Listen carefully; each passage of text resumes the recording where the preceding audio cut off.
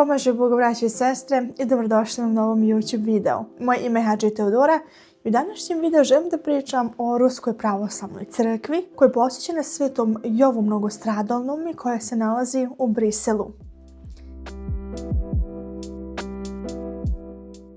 Posjetili smo ovu crkvu prošle godine kada smo bili u Briselu i bilo je zaista zanimljivo najprije doći do ove crkve jer smo od sjevera grada gdje nam je bio hotel skroz do juga grada putovali sa tramvajem. Mislim da smo možda čak i jednom presjedali, ne sjećam se, ali smo se dobro dugo vozili, otprilike pola sata 45 minuta.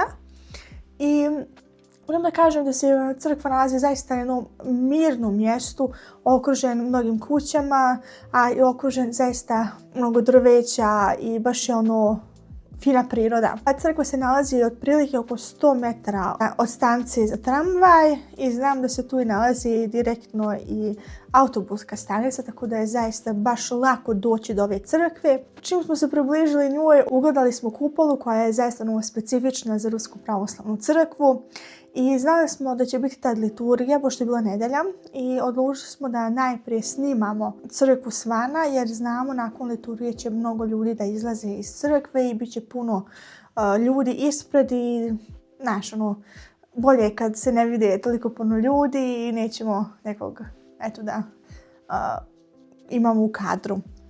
Tako da smo to obavili prije.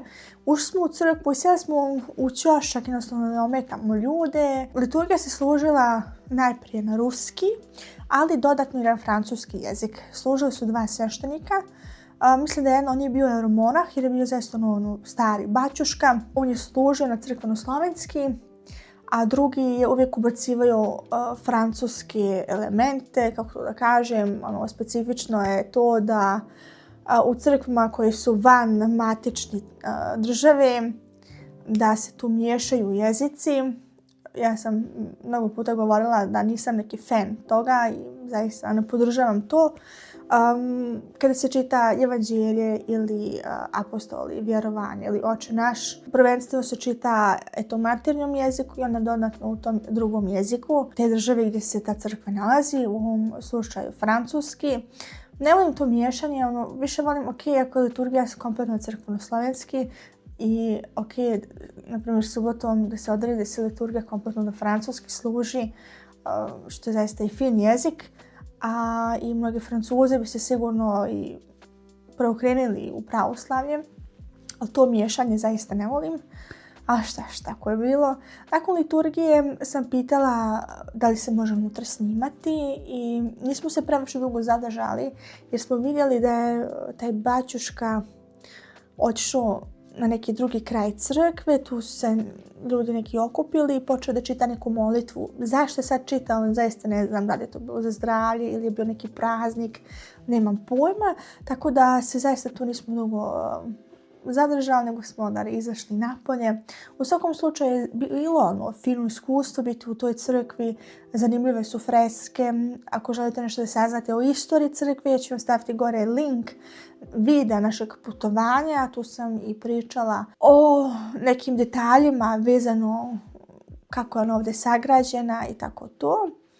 I da, kasnije smo se vratili u hotel i tako smo proveli dan, ništa posebno nismo tad ni radili. I preporučujem uvijek kada se nalazite negdje u stranoj državi, imate mogućnost da odete u neku pravoslavnu crkvu, da iskoristite to jer zaista vrijedi.